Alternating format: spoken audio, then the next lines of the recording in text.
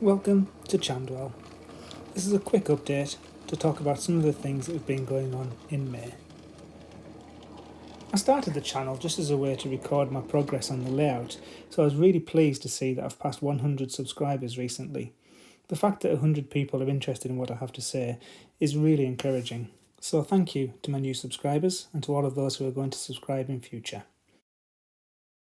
I've spent most of my spare time in May working on this iron arched bridge.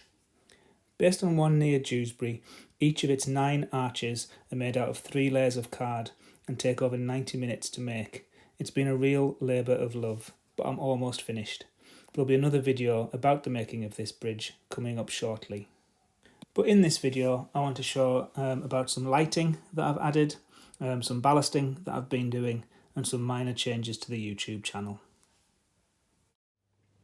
So it's been a couple of months since I put these arches in, and if you remember from the video a while ago, I had wired LEDs in.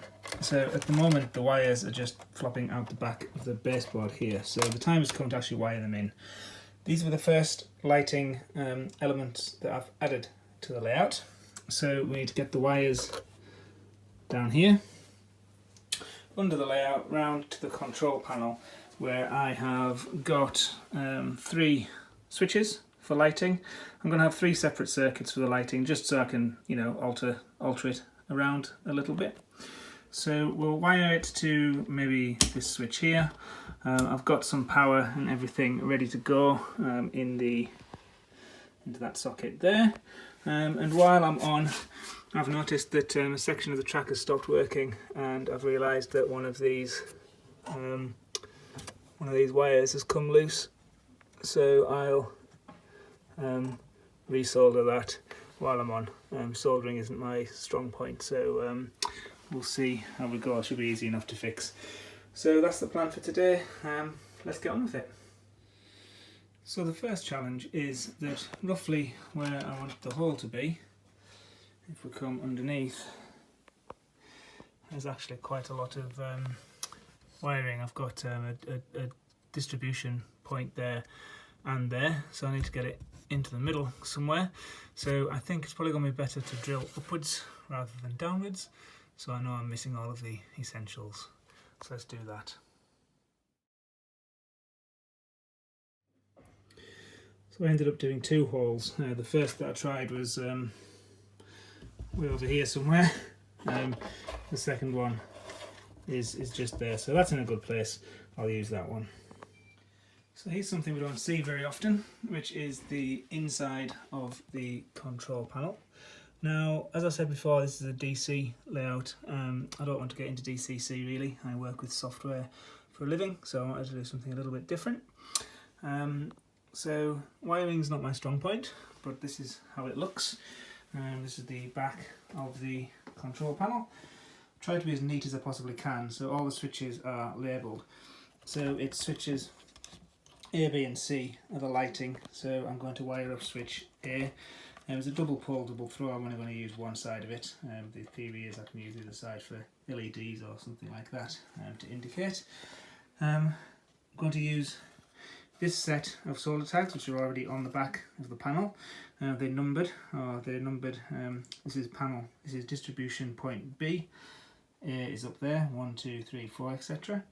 So this is B, 1, 2, 3, 4, etc. So I'm going to use this side for the lighting, or I might use the next one up, I'm not sure. Whichever I use though, it's all written down in my wiring book, so that I know exactly what is what. I've got an old adapter here from a Netgear router of some type. That's what I'm going to use to drive the LEDs. For now, it's 1 amp, 12 volts, so it'll do. And I've already wired up a connector here.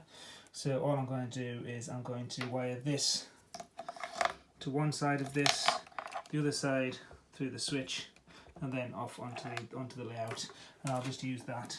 I'll just leave that like that behind the board, similar to what I've done with the main power from the transformer. And it just goes in there like that, so that it's easy to disconnect and reconnect if needed.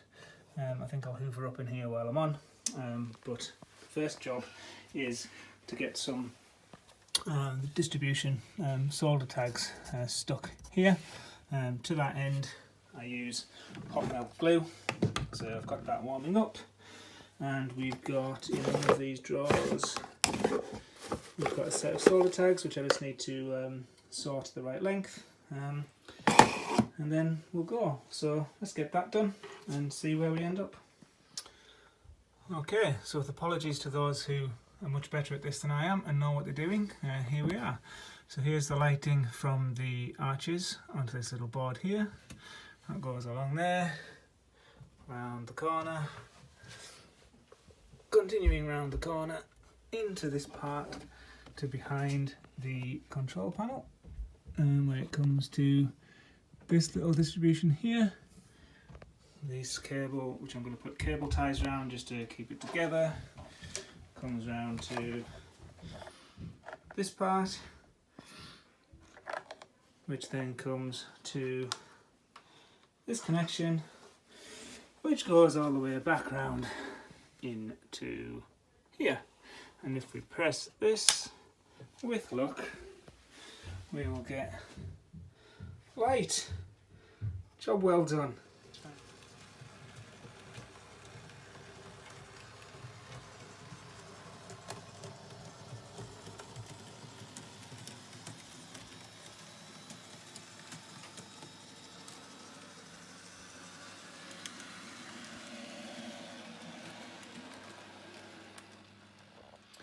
So I've got the spray, the glue, the pipette and the ballast out. So I just wanted to get a little bit of ballasting done, and I decided to start at the top of the wide arch. So I've put it down, the glue is drying.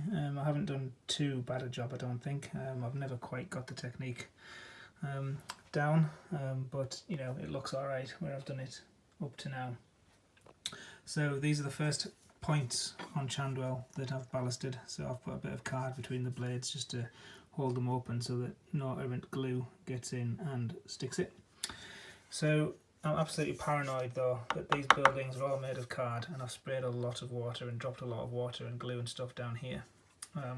When I ballasted the girder bridge a few months ago, this one here, the centre one, didn't have enough varnish on. I must have missed a spot, because as the glue was drying after about 2 hours, this thing was like a banana. I managed to rescue it by holding it down and reforming it and then varnishing it properly. Seems to have worked out. And this wide arch here, I have varnished at least 6 or 7 coats along here. Just in case you know, the water comes in during ballasting. So I'm a little bit nervous. I don't want to come in the morning and see this bridge all distorted and out of shape. That will ruin my day. So fingers crossed, it's alright.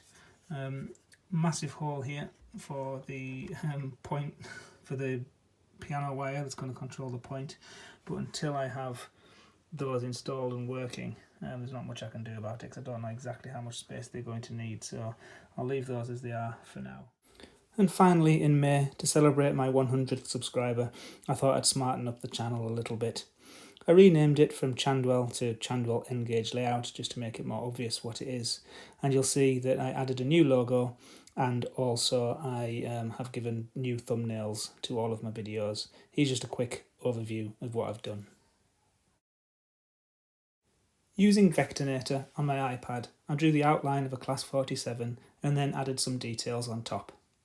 They're pretty simple details. If we look at this coupling here, it is just nothing more than a squiggle. Moving up onto the cab front, these are just simple ovals, a white oval with a black outline. And the handrails are just simple lines, all drawn freehand with my pencil. Went a bit over the top on the overhead live wires image there. You'll never see it, but I know it's there. From there, I drew a simple circle. Once I had the circle in place, I then cut the image of the 47 into the circle, and I had what I thought would be my logo. When this is seen really small though on YouTube itself, all of the detail was lost, so I needed something a little bit better. Took it all apart and did it again a bit closer, this time cut out of a circle with the front separate, and then put a black outline and a bit of a shadow around it, and there was my logo. I'm really happy with it. It took about an hour and a half, 2 hours to do in Vectornator. It's a great app, especially if you've got the Apple Pencil. It really helps.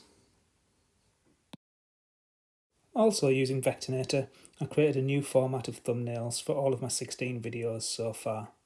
This is simply a case of taking a photograph from around about the time I shot the video, putting a red board around it, popping the logo on top, and then adding some text. When you see them all together on the channel, I think it really looks good. And that's it for me. We'll continue to be locked in. I'll continue to spend my evenings working on the layout, an hour here and an hour there. There will be a new video very soon about the Iron Bridge. I'm very close to finishing it. I'm generally happy with it. It's got a few issues that I wish I'd done differently, but that's the nature of the beast, isn't it? So until then, take care, stay safe, and see you soon.